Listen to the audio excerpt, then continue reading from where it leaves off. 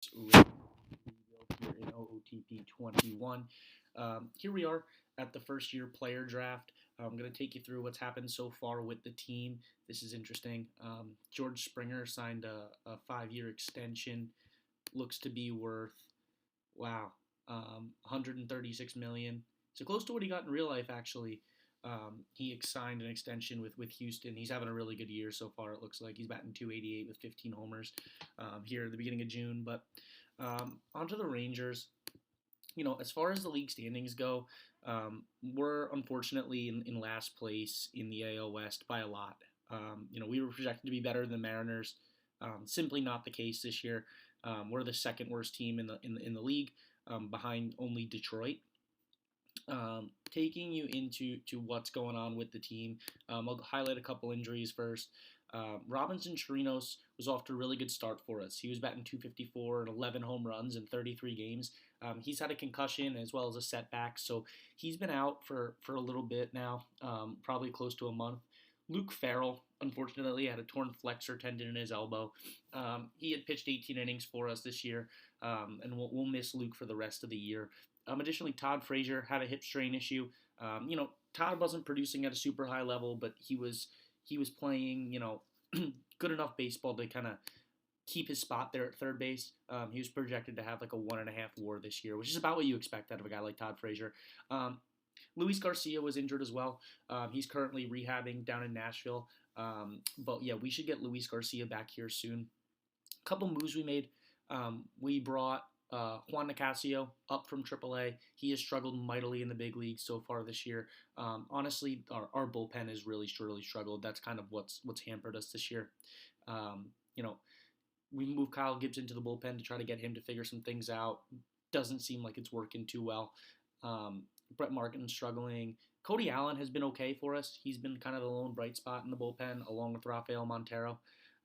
Both of them have pitched really well. Joely Rodriguez has really struggled. Nick Goody has been atrocious.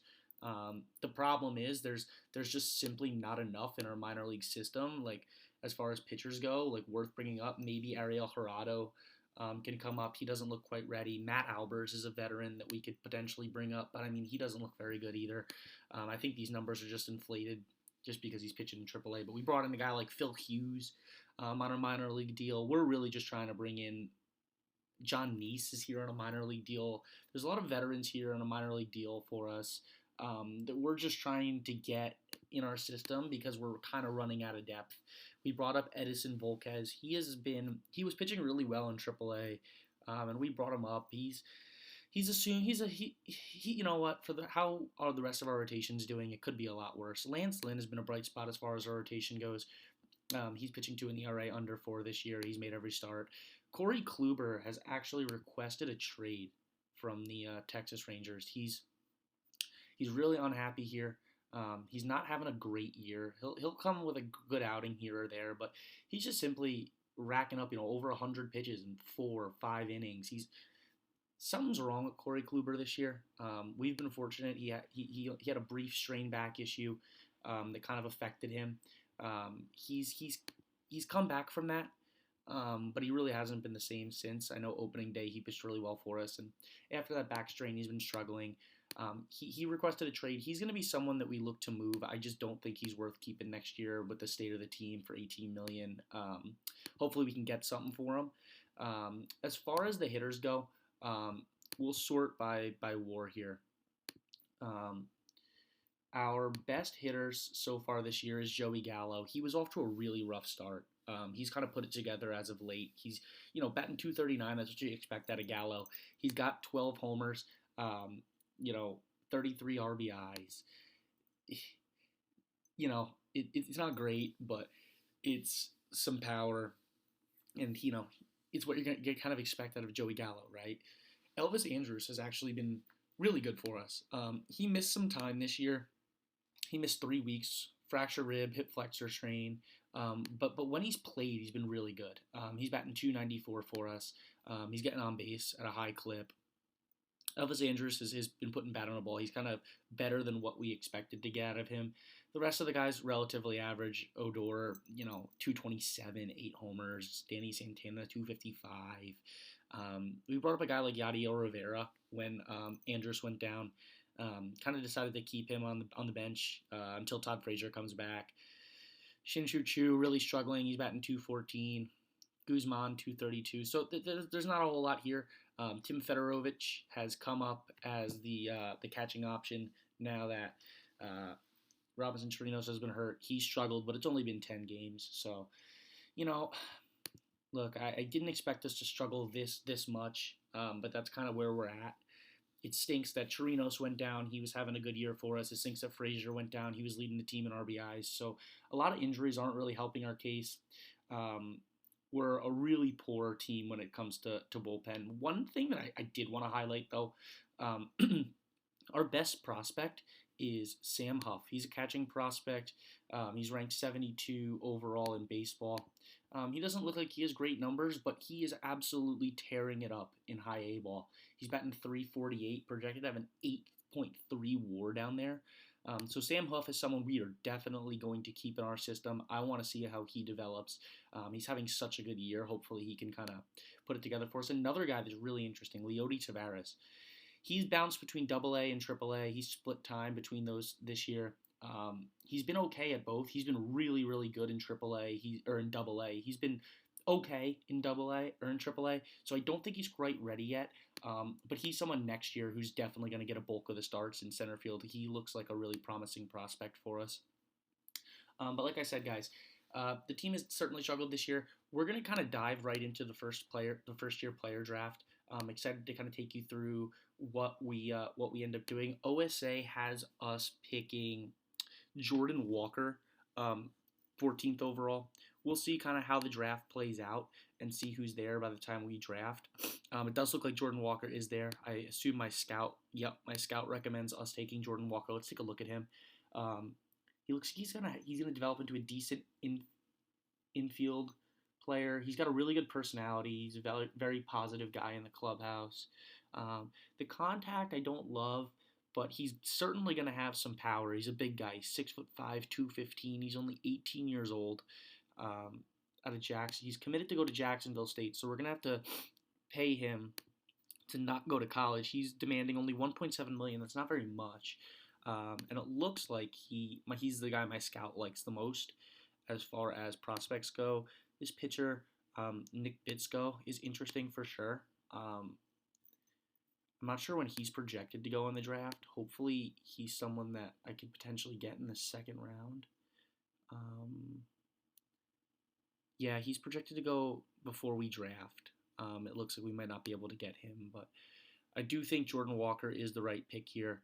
We're going to add him to our 2020 draft shortlist, and we are going to draft Jordan Walker.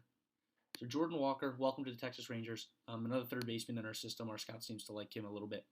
Our scout recommends here in the second round, Cole Carrag, a switch hitting catcher, which is definitely interesting. OSA likes him a little bit more than my scout does, but my scout certainly still thinks that he could be a power hitting catcher with a good eye. I like the fact that he's a switch hitter. He's demanding only $490,000, so he saves some money by drafting him. Let's take a look at this guy. He doesn't look like he'll be much of a hitter. Corey Collins is another catcher. Looks like he's going to really struggle as far as making contact goes. So I think we're just going to follow my scout here and draft Cole Carrag.